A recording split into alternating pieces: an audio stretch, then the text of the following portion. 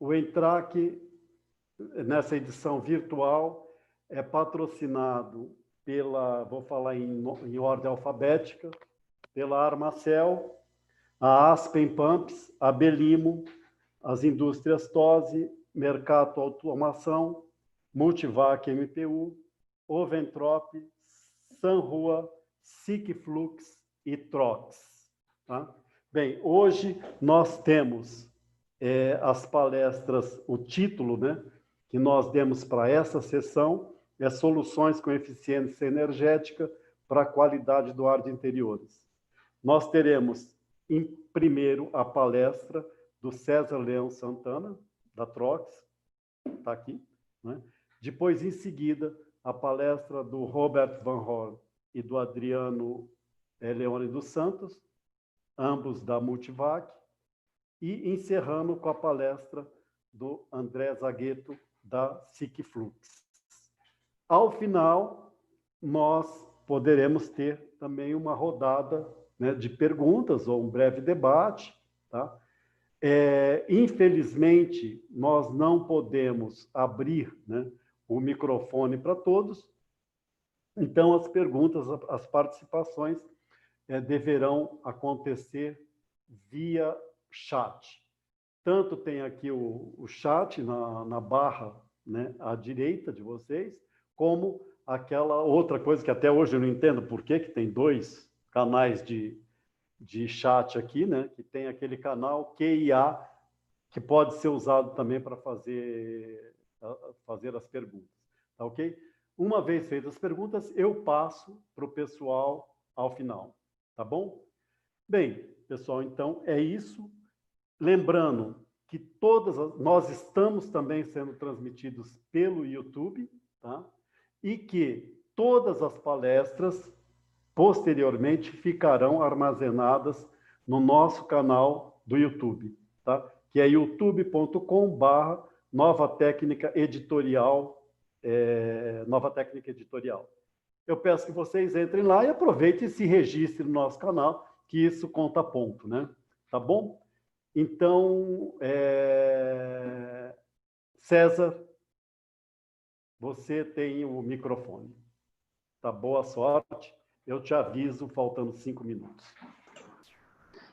Tá bom. Bom, pessoal, então, boa tarde a todos. Obrigado pela presença, né?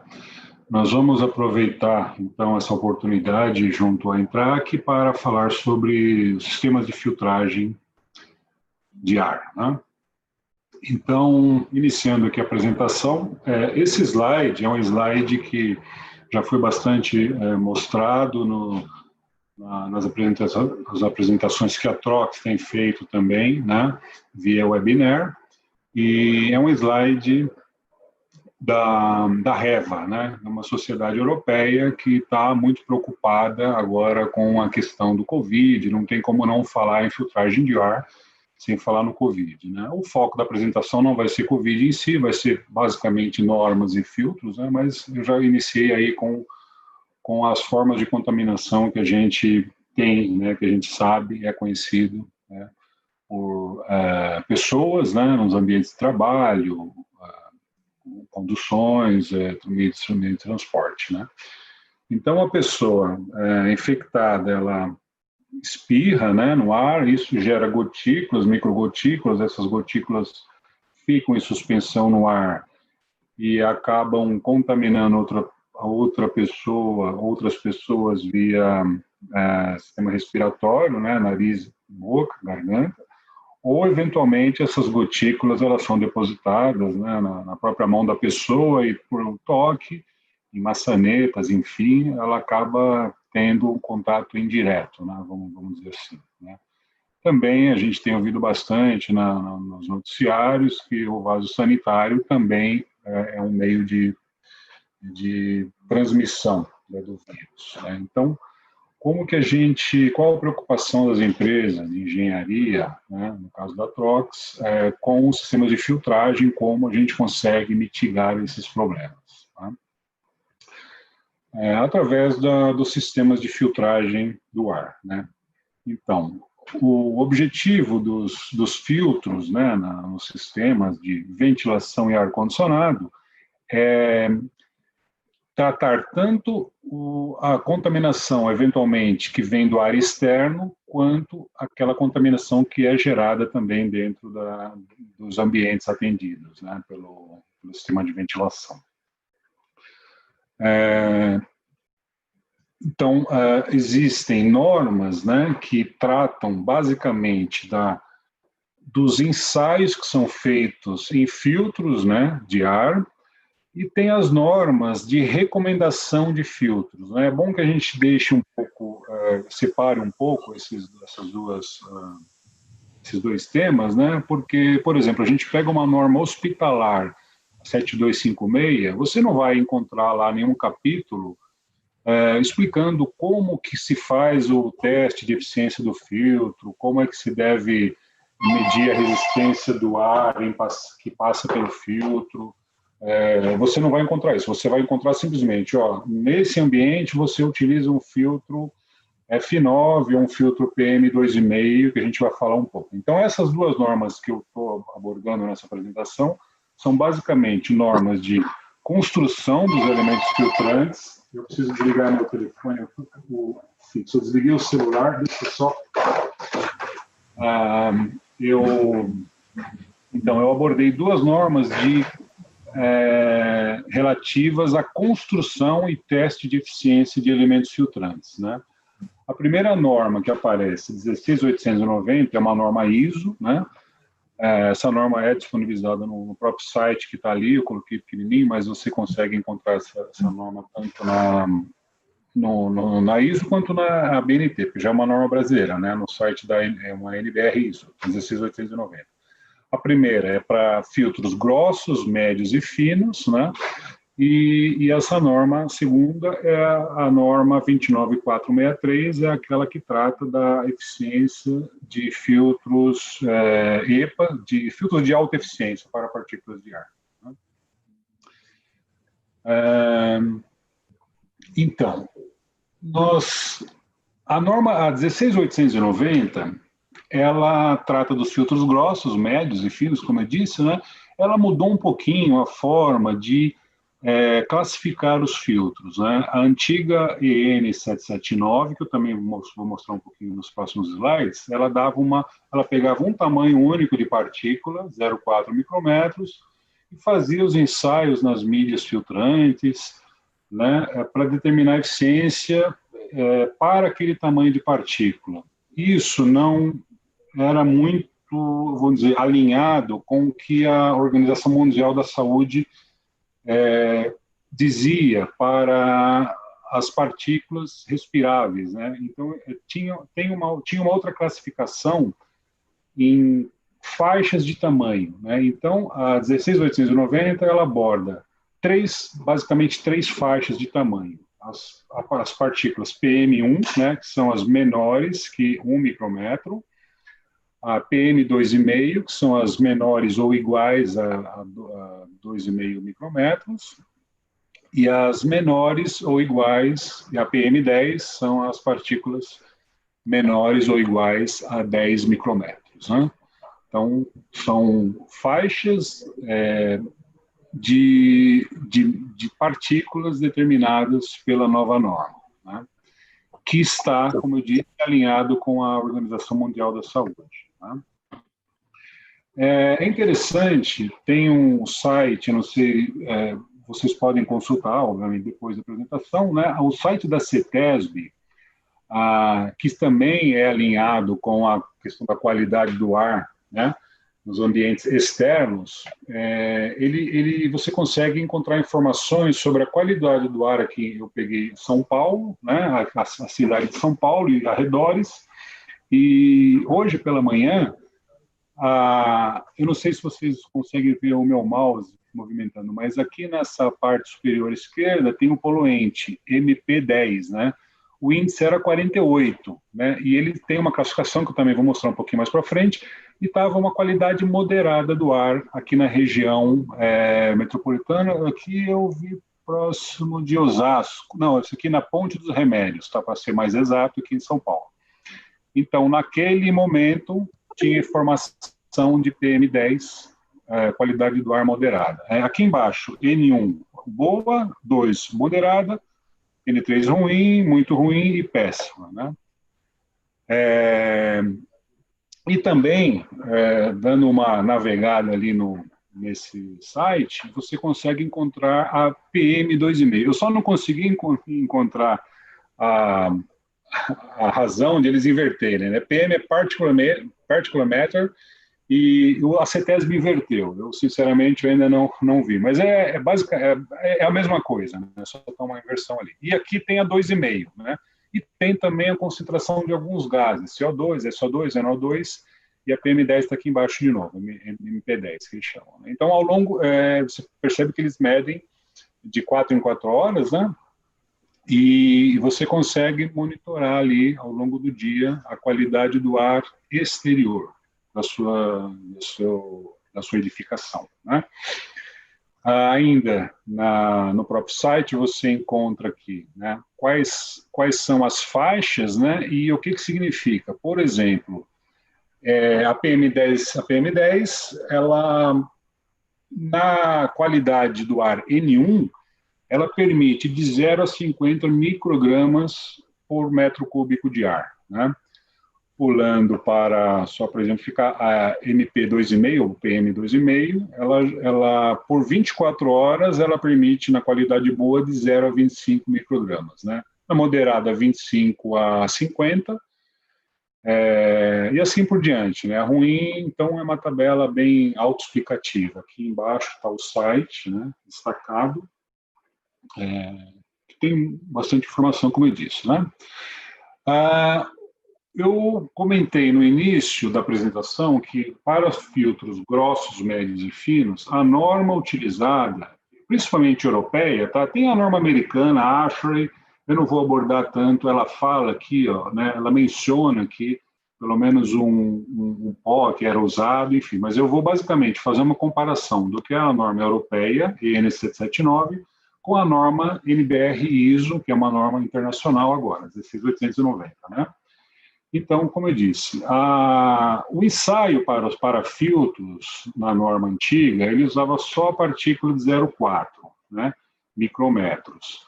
Ele usava um aerossol, DEHS, tem algumas características que o filtro era testado eletrostaticamente descarregado, enfim, tinha toda aqui uma metodologia de teste, né? E dava uma classificação G1, G2, G3, G4, M5, M6, F7, A, F9, né? E aqui você consegue ter vamos dizer, uma relação entre o que é um filtro, por exemplo, G4. Hoje ele é denominado um filtro coarse, isocoarse, um filtro grosso, né? Se você precisa de uma relação de um filtro F9, ele já parte para uma classificação ISO EPM 2,5, né? Por que isso, né? Filtros grossos, eles não têm eficiência para partículas muito pequenas, né? É o efeito peneira, então você vai, à medida que você vai aumentando a quantidade de estágios na sua instalação, você vai melhorando a eficiência de cada elemento, né? Então, um filtro grosso não tem eficiência para EPM 2,5, por exemplo. Ele nem é chamado de grosso aqui, né? Então, essa tabela é uma comparação, né, uma tentativa de realmente aproximar aí a norma antiga da norma nova, né? Por que foi dividido nessas 3 faixas de partículas, EPM1, 2,5 e 10, né? Porque são as faixas de interesse dos médicos, né? É conhecido, através de estudos, que partículas maiores, elas ficam retidas na própria defesa natural, nariz, pelos e tal, você consegue ter uma retenção das partículas maiores, né? E as partículas medianas, vamos dizer, elas já conseguem atingir os brônquios, né? E as micropartículas, de 0,1 micrômetro, inclusive o coronavírus, ele é na faixa de 1 micrômetro, 0,1 micrômetro, acho que eu tenho isso aqui na apresentação, e ele vai direto para os alvéolos, né? Não exatamente direto, mas ele, pelo tamanho, ele tem uma partícula respirável profunda, né? Você pode, realmente, ele não dá chance às defesas naturais que a gente tem ali, pode realmente ir direto para os alvéolos, né? Então, esse alinhamento da norma por tamanhos é justamente para alinhar com as necessidades da Organização Mundial de Saúde, né? da medicina em si. Nesse slide, eu coloquei aqui, basicamente, né, a comparação, né, das tabelas. As normas são assim: quando você começa a entender a classificação de cada filtro, vem o grupo e muda, e então você precisa reaprender, né? Inclusive, eu confesso que não decorei todas as faixas ainda de EPM 2,5, e às vezes a gente tem que recorrer a uma agenda, uma tabela. Eu tinha um filtro F9, eu hoje, se eu for pedir um filtro pela 16890, que eficiência que eu peço? Então, quer dizer, um filtro F9 ele está entre 85% e 95% para IPM 2,5. Então, essa tabela eu coloquei como um guia, né, para facilitar essa tradução, assim, né. É verdade também que normas, elas pegam mais, né, ou pegam menos. Eu não sei que não pegam, mas a norma ISO tem que ser seguida, que vale realmente a 16890, mas ainda o mercado pede um filtro F9. César, eu preciso de um filtro F9, eu preciso de um filtro H13, isso dificilmente, vai precisar de um tempo maior para o pessoal assimilar, né, essa questão da norma 16890. Mas a gente entende por aqui, um F8 tal, é fácil de concluir, né? De traduzir, vamos dizer assim, né? E quanto aos meios filtrantes, nós temos os filtros construídos em fibra sintética, né? Fibra de vidro e microfibra de vidro, né? Então, fibra de vidro seria mais para filtros grossos, muito pouco utilizados hoje. Agora, a microfibra de vidro, ela é bastante utilizada em filtros finos. Eu diria que a partir do F7 já temos filtros tanto em fibra sintética em formas de bolsa, também vou abordar um pouquinho isso nas próximas apresentações. E o microfibra de vidro, ele é praticamente somente o fibra de vidro, não somente, eu diria que largamente utilizado, né, nos filtros de alta eficiência. Existem também membranas sintéticas, mas uso muito restrito. Tá?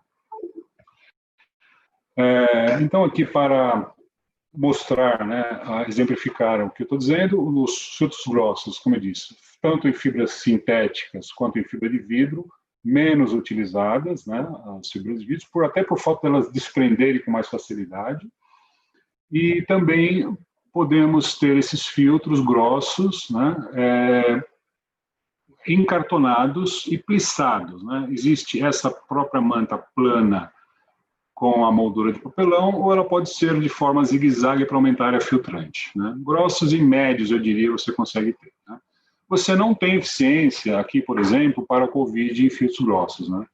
Eu tive algumas consultas de alguns clientes, principalmente no início da pandemia, que eu tenho uma instalação, eu tenho um filtro grosso, eu preciso incluir, eu preciso acrescentar filtros de mais eficiência na minha instalação. Isso não é tão simples, porque os filtros é um paralelo que eu tenho visto na mídia, né? O IPT ou outros órgãos, né, técnicos têm testado a eficiência das máscaras dos filtros individuais, eu chamo assim, né? Os personal filters aí.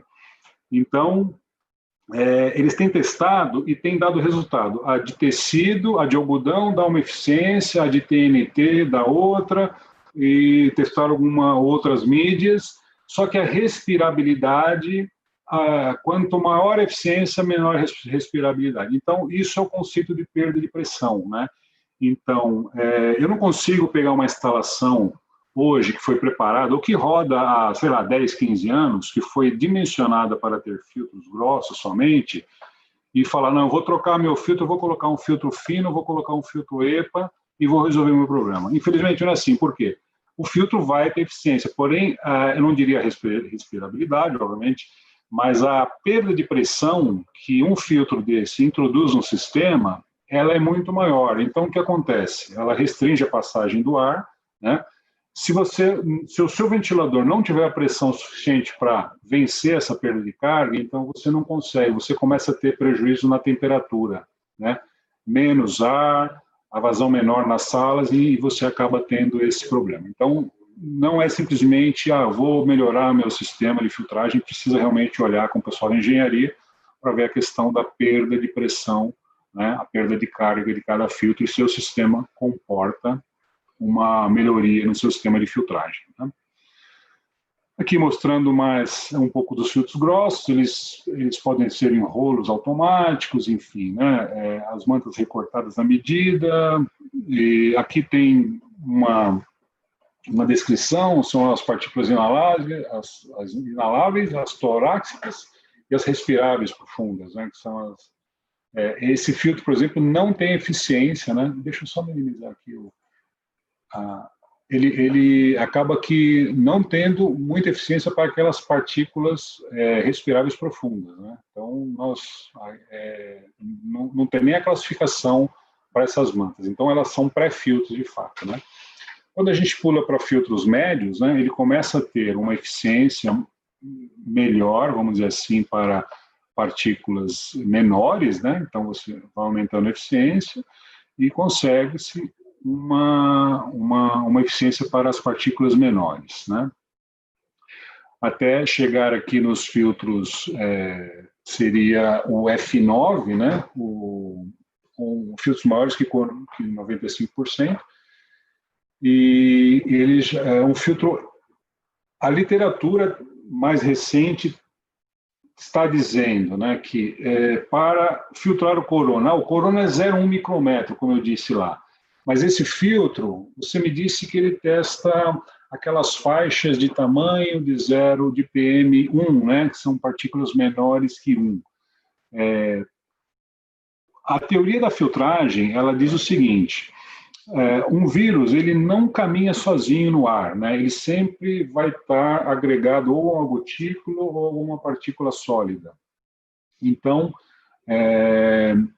para essa eficiência de 0,1, realmente, se for olhar somente o tamanho, a gente partiria para filtro EPA, né? Para filtro de alta eficiência. O filtro fino é 95%, mas ele está numa faixa de PM1, né? Ou seja, partículas menores ou iguais a 1 micrômetro. 0,1 é muito menor do que isso, né?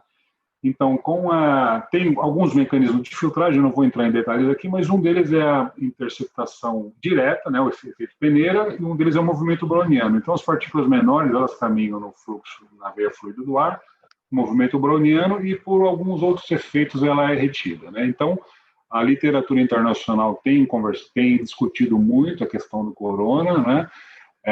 E os filtros, a partir de F7, já tem aplicabilidade, sim, para corona, né?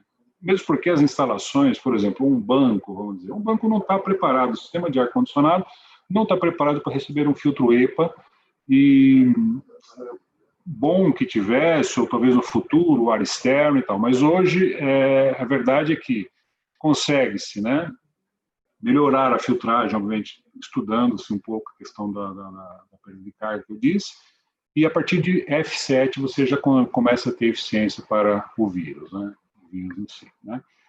E aqui são os filtros EPA, né, são os filtros de alta eficiência, como eu disse, que são os mesmos filtros utilizados em ambientes hospitalares, tanto em centros cirúrgicos com pressão positiva, onde o objetivo é proteger a sala em si, quanto quarto de isolamento, onde a pressão é negativa, né, e o objetivo é filtrar o ar antes de devolver esse ar para a atmosfera, né. Então,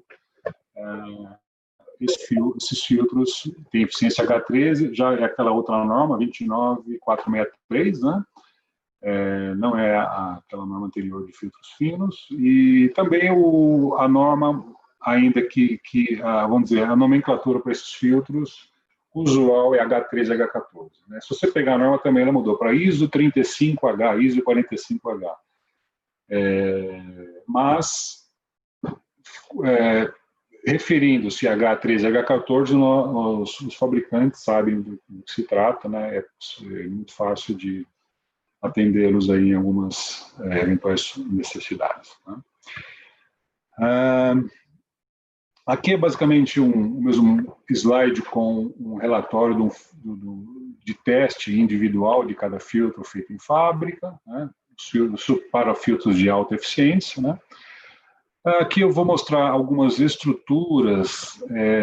Os filtros eles podem estar dentro das máquinas de ar-condicionado, das unidades de tratamento de ar, ou em caixas, né, nos dutos ali, instaladas, devidamente instaladas nos dutos, né?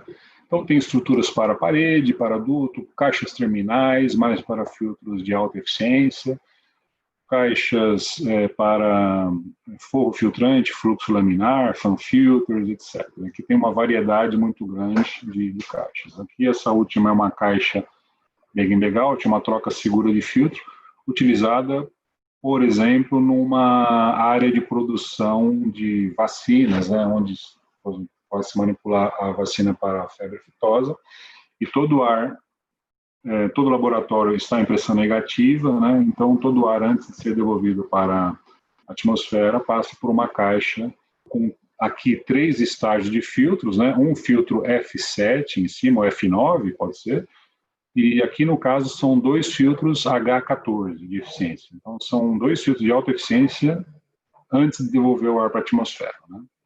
Uma curiosidade dessa caixa. Aqui, mais realmente uma ilustração do que seria, né? Aqui o ar vem da sala, aqui são 2 estágios somente, tem um filtro fino, um filtro EPA e o ventilador aqui puxando e devolvendo o ar lá para o telhado, né?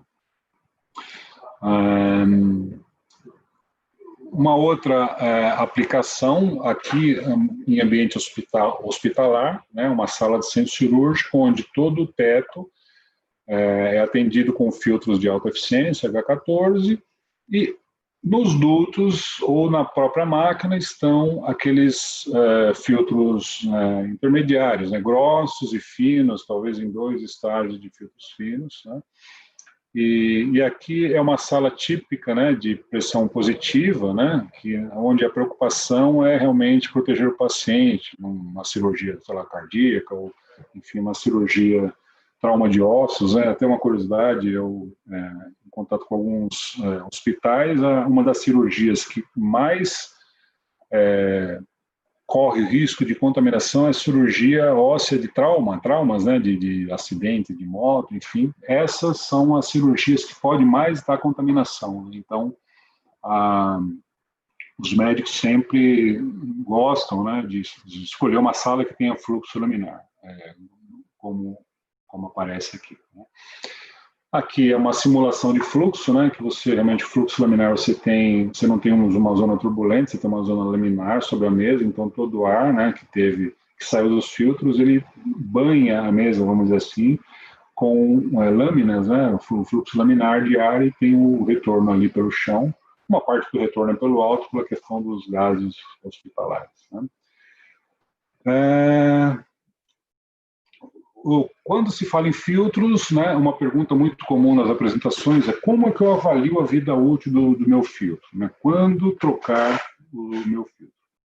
Alguns clientes estipulam, principalmente clientes da farmacêutica, ou até mesmo de hospitais, a hora de parada de fábrica ou da sala em si é muito cara. Alguns clientes, por experiência, né, já chegaram à conclusão que anualmente ele precisa trocar o filtro EPA dele. O Bolsa, né, que é um filtro que vai precisar que a área esteja parada, né? Normalmente ele fica no teto ou fica próximo, então tem que parar. Então o custo da parada diária é muito alto. Então alguns clientes trocam por tempo. Mas o que nós recomendamos, até para ele chegar nessa conclusão de que 1 ano é o suficiente, o filtro dura 1 ano para a instalação, pela condição de pó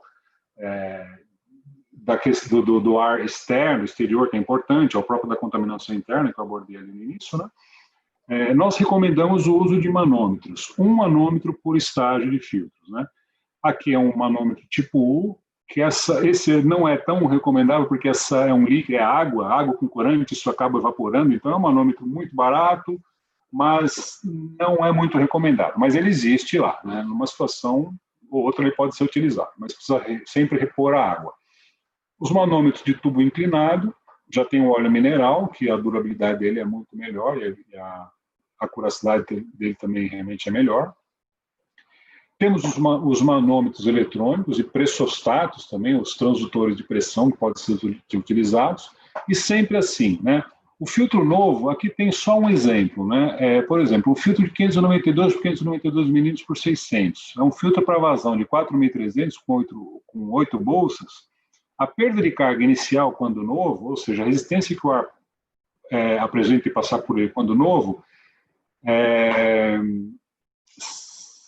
aqui para a eficiência, vou pegar o F8 aqui, ó, 150 pascals, né? Então, o filtro, quando novo, 150 pascals, e aqui, para um filtro F8, a Trox recomenda que seja trocado com 250 pascals, né? No máximo 350, porque aí ele pode ter o risco de romper e também ele passa a gastar muita energia, né? Os filtros, também uma abordagem muito rápida, é que eles têm a eficiência por tamanho, por partículas, como eu abordei, né, pelas faixas de tamanho, e ele tem as perdas iniciais de cargas, as finais recomendadas, e um ponto importante é também a questão do consumo de energia de cada filtro desse, né? Você pode ter um filtro energeticamente melhor, né? Inclusive o site da Trox, Alemanha, ele possibilita você fazer os cálculos de economia de energia por ano em função de vazão de ar e eficiência do filtro utilizado, tá? Então, o que a Trox recomenda realmente é a utilização de manômetros, quer sejam eles, né, tubo, inclinado. Tem outro, aquele do ponteiro também, o Magna Heli, que é um manômetro muito bom também. E sempre recomendar, sempre observar as recomendações dos fabricantes de perda de carga inicial e final de cada elemento, né? E a perda máxima de carga ali. Aqui só umas recomendações finais, acho que eu estou dentro do meu tempo, que eu estou acompanhando o cronômetro aqui. Quando se vai trocar o filtro, o elemento filtrante, ele deve ser tratado como material contaminado biologicamente. Ele já era no passado, né? Hoje nem se fala. Realmente precisa, o profissional da manutenção precisa estar equipado com EPIs, com as máscaras, 95%, né? Com os óculos, luvas, enfim.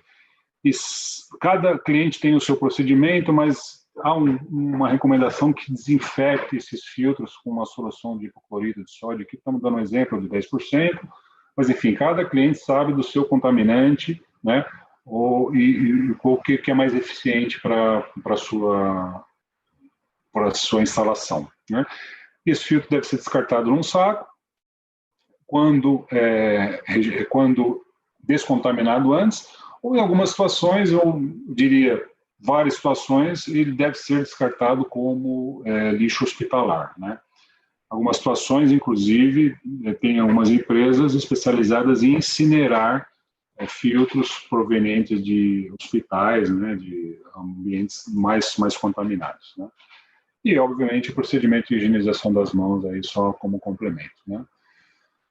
Só uma curiosidade também, eu tenho contato com alguns clientes, alguns órgãos aqui de São Paulo, governamentais, que estão fazendo os ensaios nessas máscaras, né, que a gente tem usado aí.